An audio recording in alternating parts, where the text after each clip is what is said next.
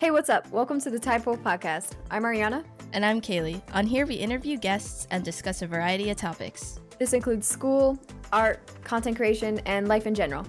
Thanks for listening, and we hope you enjoy.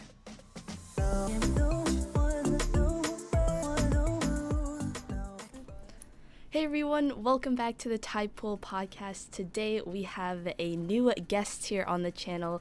Today we have content creator, Twitch streamer Shane. And for those who might not know you, maybe give us a little rundown of who you are and what you do. Well, I'm Shane. I make a lot of tech content. I don't stream much on Twitch now, but make a lot of tech reviews. I make tech content that might interest some people wondering how some things work, like how to make your camera and photography skills better. That's pretty much the rundown. I've been doing it for 5 years now, I think, more 5 to 6 years. Yeah. Awesome. Okay, so yeah, that's a pretty long time.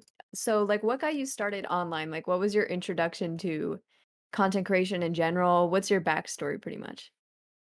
Well, when I was about 5, 6 years ago, I was 9 years old.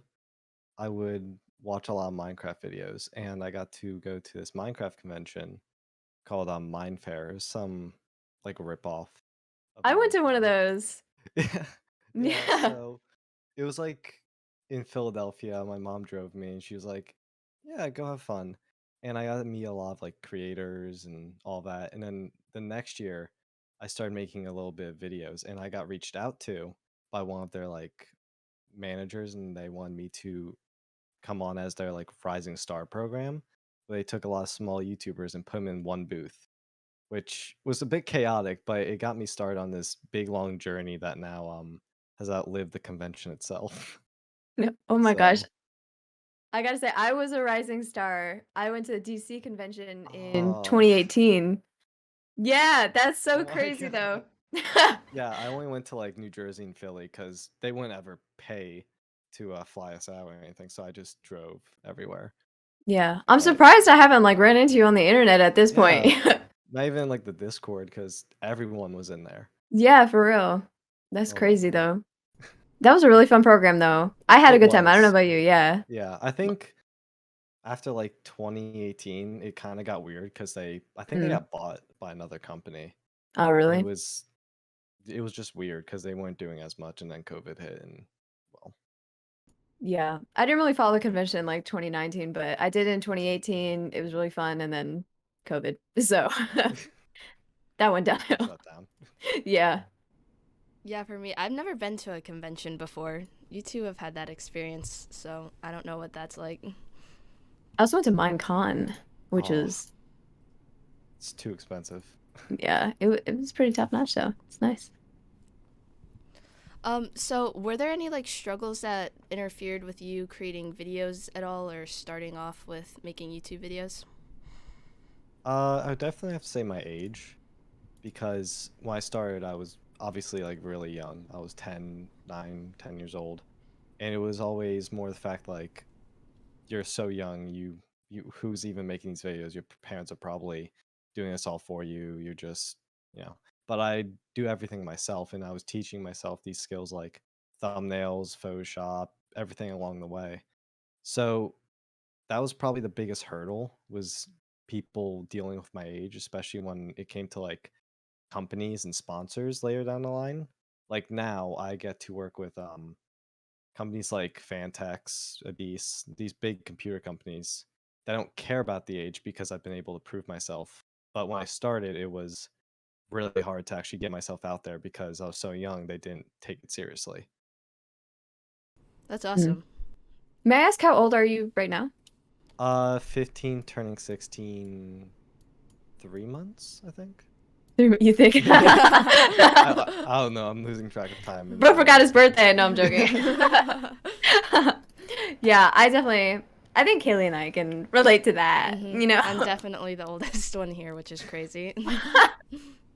Yeah. I don't even know how old you are, Kaylee. 19 at this I'm point? 18. You're still 18? Yeah, Okay. I'm still 18. I'm still 18. Yeah, and I'm 17, but hmm yeah. So but we all started off doing YouTube kind of young. I don't really do YouTube anymore, by the way. I'll put that out there. Ah, But But yeah, starting off young, nobody really takes you seriously, especially if you have such, like, high goals and aspirations, but it's definitely it's still fun because you're young and stuff, and then you make community and friends with other people your age, and just always great, but Oh it's hard. yeah. I think it's also like you start off pointing your phone at like your laptop, and Yeah, it's I just did that. like yeah, I I Yeah. think we all definitely did started that. off. Yeah. And people like, who, what are you doing? And you just did it for fun until like you have that one video that usually does pretty well, and you build something, and then you start to realize like, oh, what do I do with this? Hmm. So Mm, that's where I'm kind of at right now. I'm still figuring out everything. Everything's always new. I don't think I've anything figured out yet. I'm still learning to this day. mm. So, did you start off on YouTube? Yeah, I'm assuming, yeah. Yes. Yeah. I had one channel before it got deleted because Oh it no. was like it was like copyright issues because I didn't know what that was. I was like 9. I'm like, what the hell's copyright? So I could use any music. And then it came back to bite me in the butt. So I made a new channel back 2015, and that's the current channel I stand on today. Nice. And, so you're pretty active on Twitch right now, like, aren't you? A little Yeah. bit. It's more depending on what I want to do. I like just opening up a stream and having to talk to chat because I get to discuss projects and what people are doing and some new stuff because making videos takes a while, especially with reviews because you have to write everything out, script it, film it, probably redo it again. But streams are a really nice thing to chill and relax with my community. Anything that you enjoy like most about creating your YouTube videos? I think it's more getting to experiment and being able to do some things different from where my first review I was just sitting there with the camera talking to now, getting to try new things, different ways of filming, going outside and filming, getting new people on it. Like it's more just trying something new and trying to one up myself is what I really enjoy. And getting to a point where I think it's perfect and I can just have fun with it would be what I'm going for. Yeah, and I like how you mentioned the differences in the processes for, like, making YouTube videos, like, I think some people underestimate how much effort it really takes. Because I know I did that when I was younger, watching bigger YouTubers, like, I didn't underestimate them, but once you really do it, you get hit with that, like, "Oh my gosh," like, it's fun Yeah. though, making the scripts and everything, putting that together. Oh yeah. You're Mhm, just but a one man band for like the longest time, and then you're like, oh, I should get a video out. A month later, you're like, oh, I should probably get this video out. yeah. Like, it gets stressful at points, especially when you deal with like companies sending you a product to review, and it's like, oh, Agreed. it's been 3 months. They probably want the review out. So it gets stressful, but it's still fun at the end of the day. I think because I'm older and I can handle more, I think it makes it better because I get to just do what I want now. Mm, yeah, but like you said, it's always nice to relax and do a Twitch stream. Yeah. Like go live and not worry. Just For real. Yeah. But is consistency something that, you've struggled with, kind of? I oh know that yeah. it's a really hard thing to keep up with. Kaylee might not, you know, Understand. understand Oh boy. with her Oh, extreme consistency It's for hard years. though. It's hard. I remember when I was doing like Minecraft and everything, like going on a vacation was so stressful because like you're not at home and you don't have like a whole setup to record at. So I was always like, I have to pre-record like 3 videos and then I'm gonna schedule them. have them edited, thumbnail ready, and Yep. if anything Mhm. goes wrong, you're kind of Exactly. just done. Yeah. Yeah. It's consistency is so weird because I'll try to be consistent. I'll have like a little schedule printed out. I'll try to follow it, and then I'll just go off doing something else and then come back to it because I'll find I'll be more productive if I just do something else and then come back to it. But it's kind of hard when, I promised I'd upload like a few videos a month when it's now I upload once per month and people seem pretty happy with that. So you just have to like find a balance of like, do people want me to upload weekly or daily or take a really high quality video once per month and then wait that like next month for another one. Mhm. I don't know about nowadays, but I remember for a period there a few years ago, there was a really at least between me and my friends and the community I was in, but there was a lot of debate over quantity versus quality when it comes to content creation.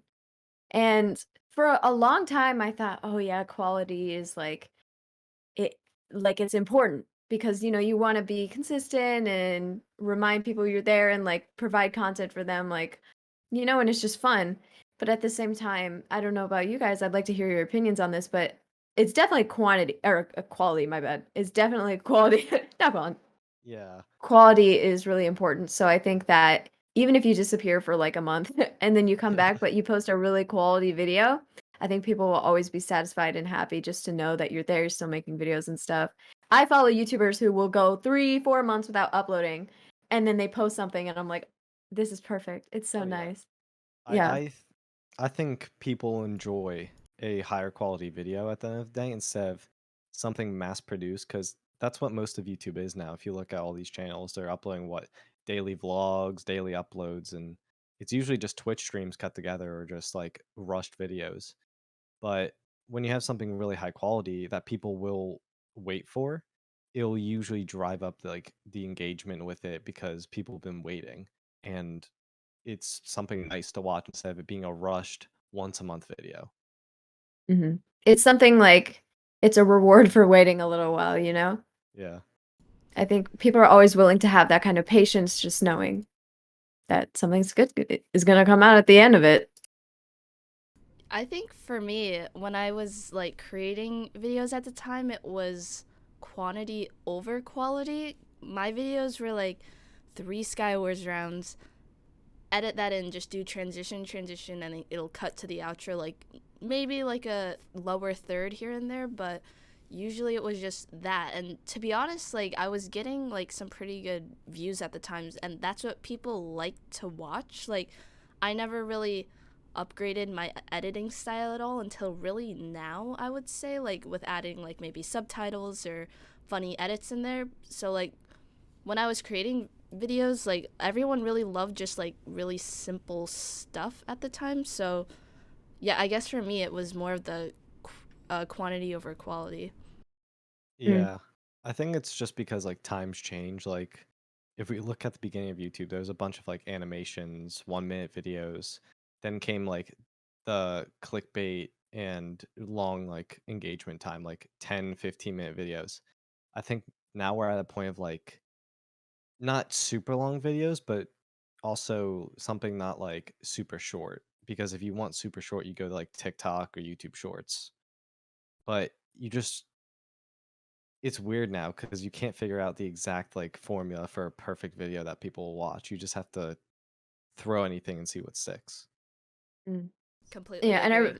yeah, I like that you brought up TikTok because that definitely shows people nowadays.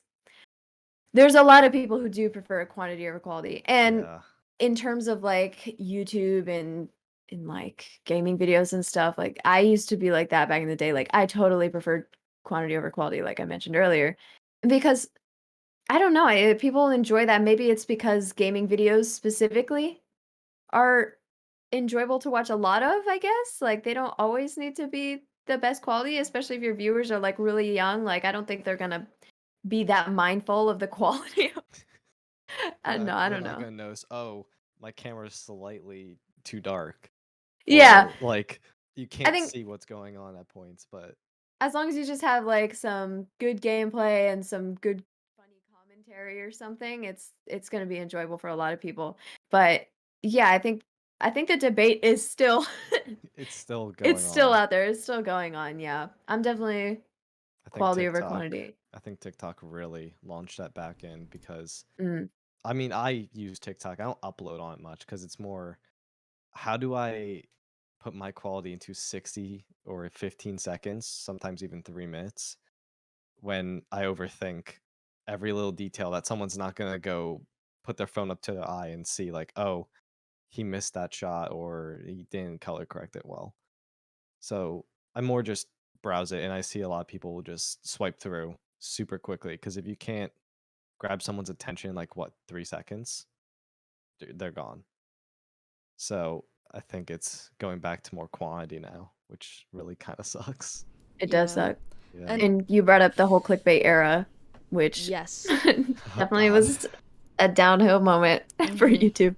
Every like little red arrow, yellow circle. Oh my Yep. God. Oh, I was thinking about that today. I hate it. I Yeah. was looking at Trauma. some like thumbnails I had, and I'm like, oh my God, I really almost uploaded Yeah. that. But like the thing was it worked back then. And I think now at least for me, like I like the whole algorithm is at least in my case, I feel like it's so hard to get something going. Like a lot of people at least for last year said this is why you should create a channel in 2021.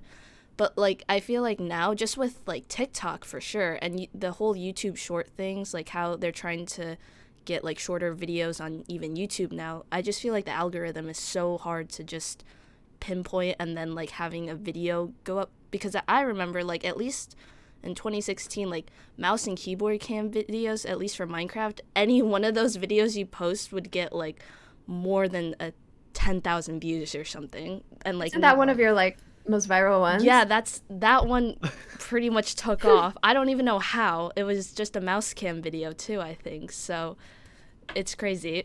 Yeah. Oh my God. That Yeah. I All that clickbait stuff, it definitely still works yeah. nowadays. I And think sorry, you sorry. go. I think it's definitely now like I did a lot of research and like watching bigger YouTubers. Clickbait definitely had like a help with like getting thumbnails right.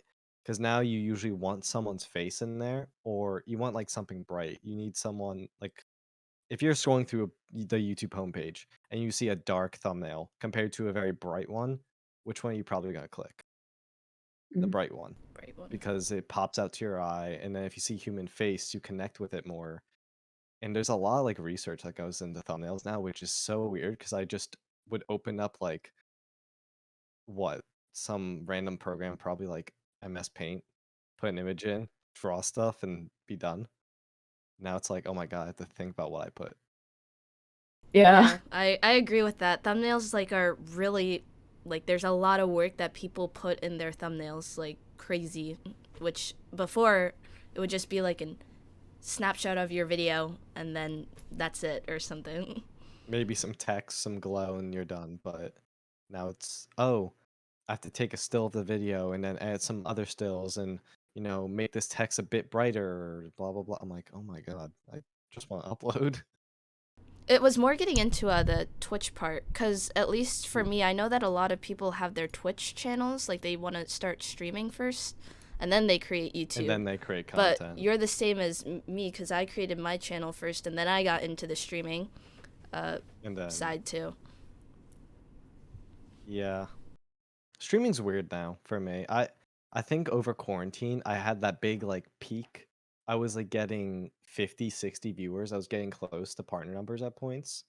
And then obviously quarantine ended and I got out of that little like rut and I tried doing it again and it just felt weird because it was just like the same old thing. I was playing games, I was talking to the chat, and I wanted something new. So I tried making videos and then I kind of took a break from both streaming and YouTube, and I decided to go back to YouTube.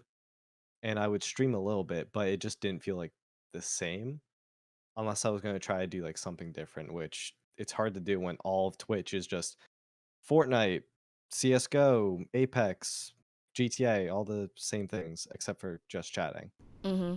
What would be like your ideal stream then? Like, were you trying to like adapt to that content to try and see if you could boost your viewers, or was it more like you wanted to do what you wanted to do, but it was like it wouldn't get you like where Yeah. you wanted I to? think I think I didn't really care about how many viewers I had. I still don't, because it's more if you focus on a number, your mental health will start to drain because you'll lose all your motivation. You'll think, "Oh, why am I not getting the same numbers as I used to be even though they probably are the same numbers?" I was trying to adapt my content like tech into a gaming format, and I would play with like different like mice and keyboards and show them off on stream and play with them. But it didn't like really grow at all because it was basically the same thing as everyone else was doing. And then I tried keyboard building streams, which is still a great hobby I love, but it's super expensive to do, and Yes, that's for there sure. it's not niche anymore, it's become a lot more popular, but it's super hard to do on a constant schedule unless you have the money or, like, partners to send you stuff, or people wanting you to build a keyboard and paying you, which is still hard to do. Um, I have a question that I haven't like written down or planned, but how did you go about like reaching out to companies to like either help you out or because this is something that I also struggle with today too because it's Oh, always the thing of like asking like if you ask like David Dobrik to collab with you, he's not I gonna feel look at so some bad when 10,000 I email subscriber. companies or, Yeah, like, text someone over the it's like, "Hey, can I" like, right now, my main partner, Adis, they're amazing. They send me, like, mice, keyboard I've gotten too many mouse pads from them. Um, when I started off, I DM'd the account. I'm like, "Hey, do you guys have any, like, affiliate or partnership program?" And they're like, "Well, we have, our partner manager or, like, our manager." And I started talking to him, and he was like, "Yeah, we can start you off by sending you a mouse pad, a mouse, and I think there's, like, a cable or something like that to go with it." And he's like, "If you really like if we like what you're doing, blah, blah, we'll do that," and it just took off. But before then, it was, like, emailing companies and getting denied and being like, "Hey, we have an affiliate program for 5% off." I'm like, "That's not really what I'm looking for. I'm looking for, like, a partnership." But it's hard to get that when you have small numbers and you can't really prove anything because they just want to drive up, like, attention and profit. So, it's usually just, like, reaching out until someone says something. yeah, I feel that. Have you tried emailing like well-known companies before? Oh, yeah. A very I think when I started, it was like Rogue Energy. Oh, okay, okay. I think we all tried that. I've never tried Um, it. I got a sample pack sent to me by my friend, and I got their affiliate program. Then a year later, I dropped it because I'm like, this is so dumb. Then G Fuel, when I was in teams like North and Oh, you were in North? yeah, for a little like Okay. little 2020 21 era. That was like, Nice. they got G Fuel sponsor, almost leaked it. That was interesting, but I tried, like, getting a partnership with them, and everyone's like, "Oh, it's possible," and then I kinda thought about it. I'm like, energy drink sponsors are kinda weird for me, especially with, like, names like G Fuel. I don't drink it much anymore, I drink another brand, Yeah. but it's like, why do I try to get a partnership? Like, why do I try so hard to push something when I know that for a fact they won't reach out to me until, like, I'm way into my career or, like, pushing, like, big numbers, like millions of views. So now I just wait to see what happens, or, like, Yeah. if someone says, like, DM me," I'll DM them and see what it's about. If I like it, then I like it, and I'll try, but most of the time, it's just waiting. Yeah, I feel that. Most of my community is just like, "Oh, what's your opinion on, this new CPU?" I'm like, "I don't know, man, I can't get it." Like, you expect me to drop $500 on one? Actually, yeah, I will ask you that. What are like the struggles that specifically come with being like a tech YouTuber? Money. Like money. Yeah, I can 'Cause imagine. it's hard to I mean, watch time's not hard to do, but trying to get monetized is such a big struggle, especially with such an old channel and trying to branch out. Because I get views, I get all that. It's just more making money off of it to fund videos is like, oh, I want to get this product. Like, oh, I want to review the new Sony camera. It's 3 grand. I can't afford that. I don't, unless, I spend my job money, which I usually save. It's very hard to get new products. That's why it's nice to work with a company. But even then, a lot of companies that will send me products don't have some of the things I want to look for, so I'll usually have to save up and buy something. So when it comes to like choosing big target like videos like the new iPhone, I usually wait for me to get a new phone to review it or like AirPods. So it's a financial struggle Yeah. to make those videos sometimes. So you have to usually reuse a lot of ideas or like twist them. Like how does the Quest 2 headset compare to this old weird smartphone headset type thing? It's like it's just like trying to come up with an essay idea. Mm. Yeah, because I've always been curious about that because I feel like starting off a tech YouTube channel must be extremely difficult, and especially if you're kind of young too. Mhm. But I mean, I think you've got a good start off already. I mean, you partnered with that company Oh yeah. where you got some of the products, so I definitely. was I was definitely like taking things around my house, thinking of what I could review. Mainly like my mouse and keyboard was the easiest thing, and then going off to like, oh, my phone, the little camera, webcam I use, blah blah blah, and then building it up is all it really took. Mm. Yeah, well, good job, bro. Like that, I can't even imagine. There's a But lot to go though. It's still, I mean, it's not that hard now to get products. It's more how do I schedule it? How do I make a video about like what, a PC case? I've only like used two in my life. I need to use more. And then comes the problem of I have all these mice and mouse pads. Where do I put them? I don't sell them because I need them probably for another video, but I have no space, so I just let them sit there on the floor or something. So I have to find a way to store all of them. yeah, I don't know. It definitely sounds like quite the journey, though.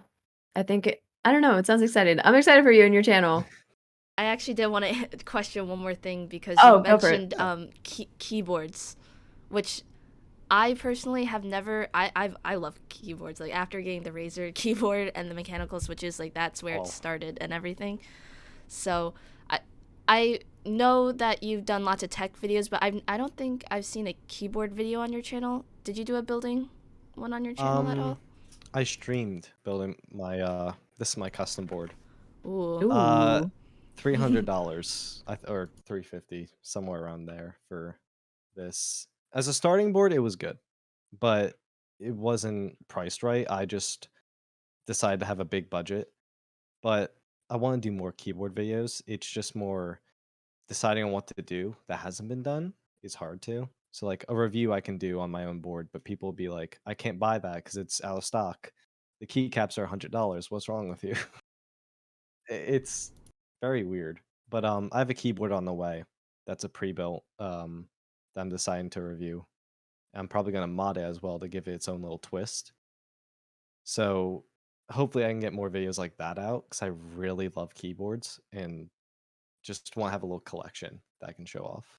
That's awesome. What Watch switches do that. you have? Yeah. Um, currently ink blacks with what was it lubed with Tribosis 3204.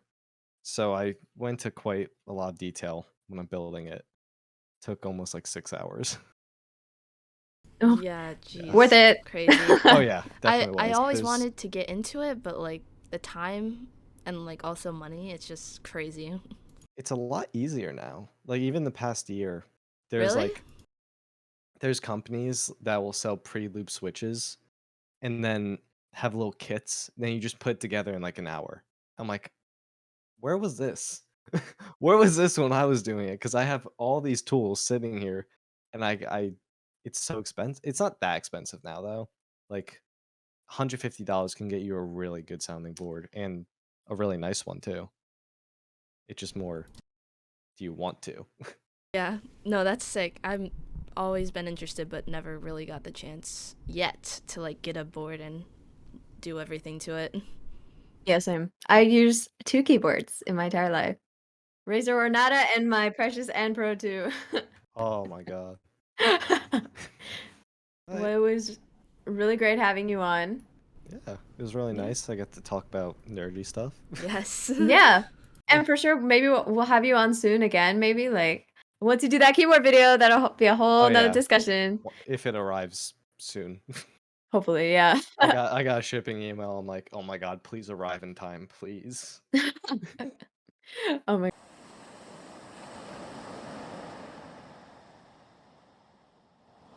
channels, Shane TDS on YouTube and Twitch, I guess, yeah. Yeah. Um, we'll put your link in the description, so if you're watching on YouTube, go ahead, check it out. Um, and if you guys are listening on whatever platform you get your podcasts on, then just go ahead, search them up. But yeah, make sure to follow us at Typeable Podcast on Instagram and Twitter. And thank you so much for watching. Bye. Bye. Bye.